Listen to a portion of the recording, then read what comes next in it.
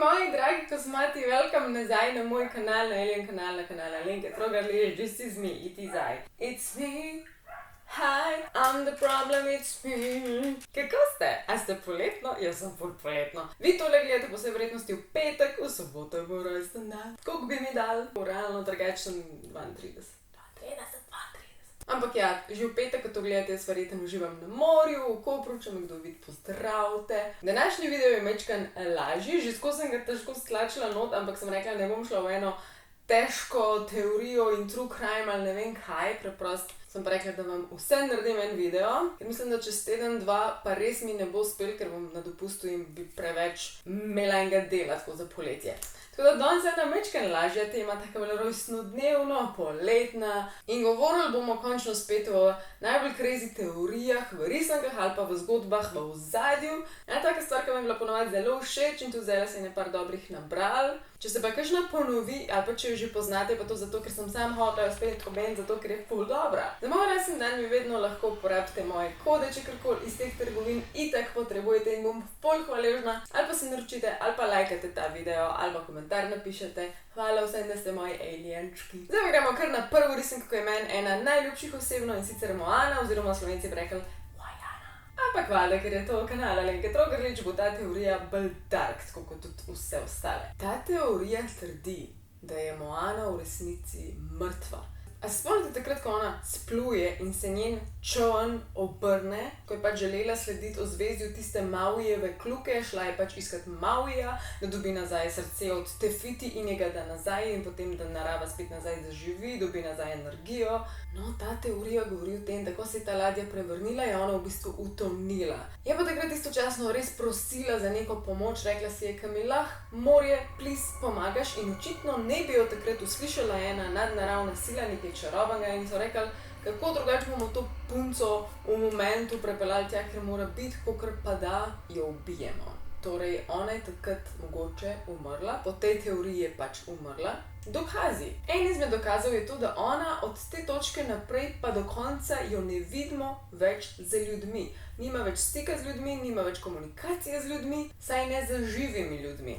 Ker je zelo sumljivo. V bistvu govori samo s polbogom Mauijem, govori z babico, ki je itak mrtva, ker že itak ful nakazuje na to, da je nekaj čuden. Pa druž še s pošastmi, ki so pa kje? V podzemlju. Rečeno je tukaj, da tudi ona preživi precej nenavadnih stvari. Naprimer, tisti padec v ta podzemlje, ki je bilo še Mauiju težko, pa je polbog, kako je ona to normalno preživela, padla. Vse tako mečke nadnaravno deluje, kot da ima neke superpowere, ki jih navaden človek nima. Rečeno je tudi, da mogoče moraš biti čitak mrtev oziroma pošast, da sploh prideš v to podzemlje. In pa še najlepši del te teorije je to, če se je kdo sprašal, ja, ok, Alenka, kako je pa Moana prišla domov in je bila spet z družino in rešila svoj otok in Zato, ker na koncu ona prinese srce od Tefiti, ki ga da nazaj, Tefiti se zbudi, rata spet boginja, ne vem, narave ali kaj že, in obudi vse okrog sebe. Obudi vse okrog sebe. Isto velja, da je zbudila Heiheja, da je dala kljuko nazaj Mauiju, da je ima začarala čoln in je tudi njej dala nazaj življenje, torej Moani, Wajani. Kot sem rekla, je le teorija, ampak nasploh pri Disneyju velja in tudi ustvarjalci to zagovarjajo, da si mi lahko zamišljamo, karkoli si hočemo, ker to je čar Disneyja.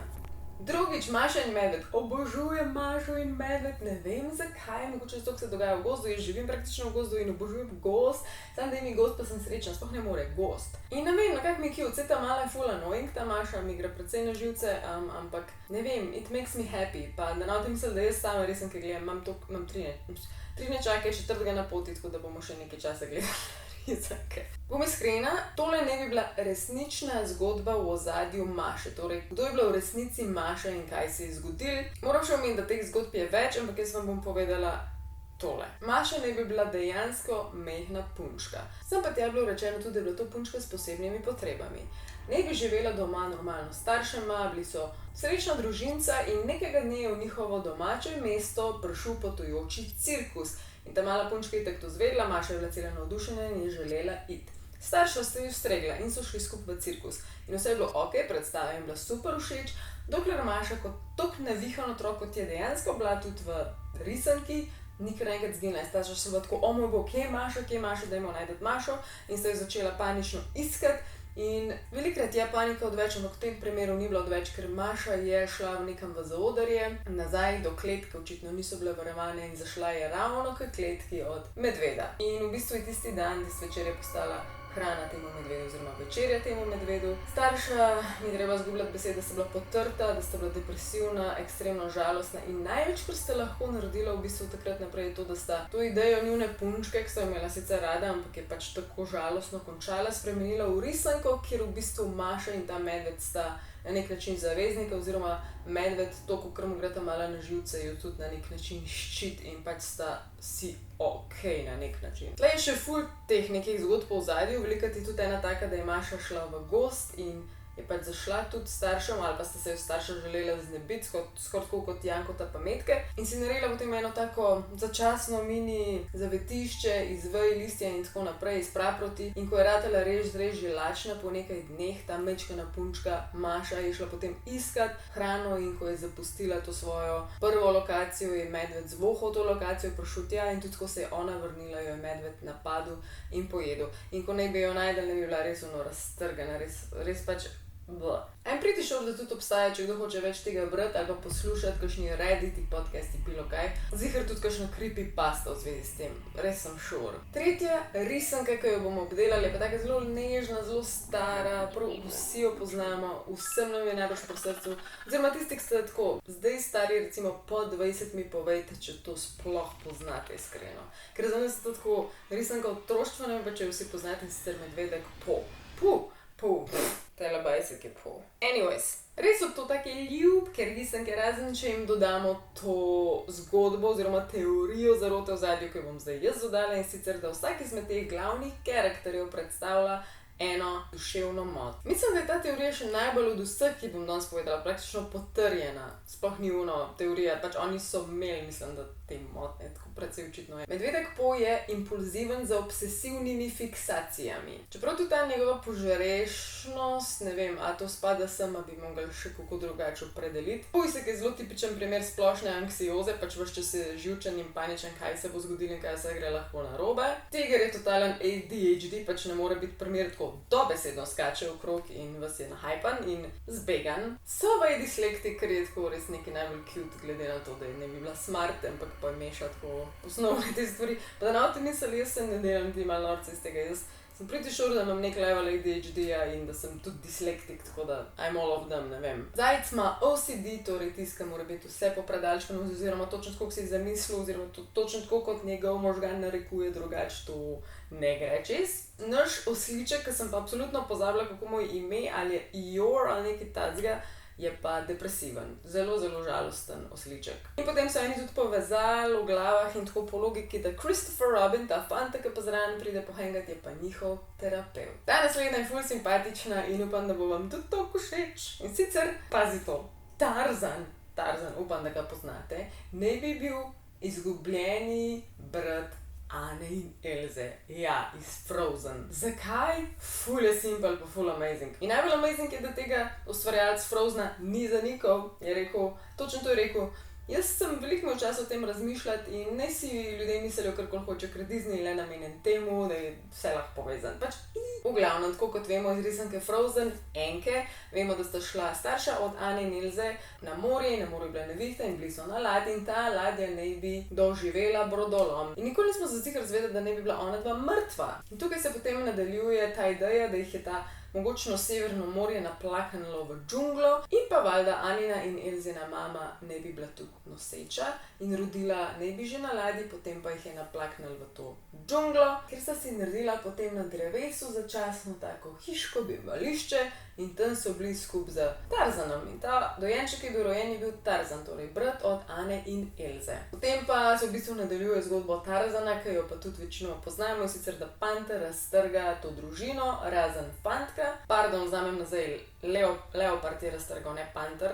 Sledi samo še to, da gorile potem vzgojijo Tarzana, kot ga poznamo. Imamo še zadnjo teorijo, kjer bom pa zelo, zelo iskrena, ker nisem seznanjena s SpongeBobom, ne gledam ga, ampak tisti, ki ga vem, da mi vsakič pišete, daj še teorijo zelo o SpongeBobu. Vedno o spuži kvadratniku mi vedno pišete, da ne govorim o njemu. Nikoli nisem gledala, zato, če bom zdaj čudno govorila, zaradi tega, ker ne poznam dejansko. Nisem gledala, nisem spremljala in verjamem, da v njih poznate, boste zdaj znali razložiti, kaj pomeni in zato vas rabim, da odspod napišete, ali imam prav, ali se motim, ali je res.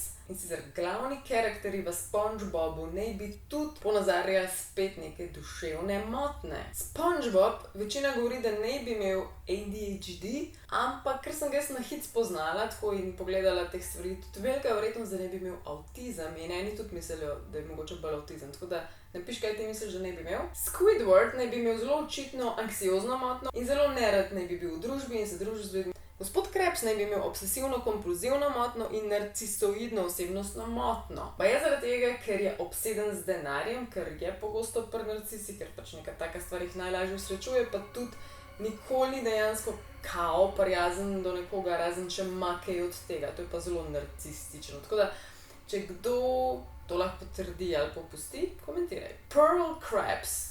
Sklepam, da je to ena punca in ženska oseba. Ima motnjo telesne dismorfije in pa kompleks manjvrednosti. Naj bi kao ustrahovala druge, to plis potrdite, ker nimam pojma. In pa naj bi v določenih epizodah hrepenela po pozornosti. Duševno zaostalost, pa je njega najlažje uvrstiti. Pol je pa Sandy Chicks, s njo sem šla dejansko na YouTube. Kdo da fuck je ta človek, se vsakič levo slih, ki jaz snimam, drugače ga nikdar ne slišam. Sandy Chicks, njo sem šla celo malo gledati na YouTube, da vidim, da dobivam občutek, če ima res mejno osebnostno motnjo, to poznam v angleščini kot borderline personality in vem, da jo ima Amber Heard, ker jo je pač dejansko analizirala psihologinja ali psihoterapeutka. Njej ne bi ful nihalo razpoloženje in ta Sandy Chicks ne bi bila kdaj ful hiper, polna energije in glasna in pa spet daj drugič čist chill, mirna. Karakter Plankton naj bi imel zelo očitno narcistično motnjo, baje se je vedno trudil ponižati Krustyja Kraba, pa naj bi bil tudi precej ljubosumen in želel uveljavljati precej nadzora. Še eno teorijo sem tukaj prebrala in sicer, da baje SpongeBob oziroma spuži kvadratnik in Patrick zelo pogosto skup kao lovita jellyfishe oziroma meduze, da je to njun zelo priljubljen hobi ali nekaj takega in baje je neko splošno znanje, neko splošno velja v morju, da meduze oziroma jellyfishi naredijo želve high, dobesedno jih zadanejo, očitno s tem, ki se jih dotaknejo ali nekaj. In tukaj pride ven teorija, da sta mogoče zaradi tega spuži kvadratnik in Patrick toliko počene in toliko bedari počneta, ker se kao skozi zadet. Does that make sense? Pač težko sem pametna, ker dobesedno zdaj ne vem, o čem govorim. Mogoče bi bilo ful bolj, da to čisto ven spustila in sploh ne bi govorila o stvari, o kateri nič ne vem, ampak zato vključujem zdaj vas, da pač povejte, kaj vse ne vem in kaj vse sem narobe rekla in kaj še vi veste. Anyways, en tak lahek video za danes, se gledamo prej ali slej, ne vem, kjer petek, spet en petek, mogoče že naslednji. Pridni bote, radi se imejte, Alien Mama out. Bye!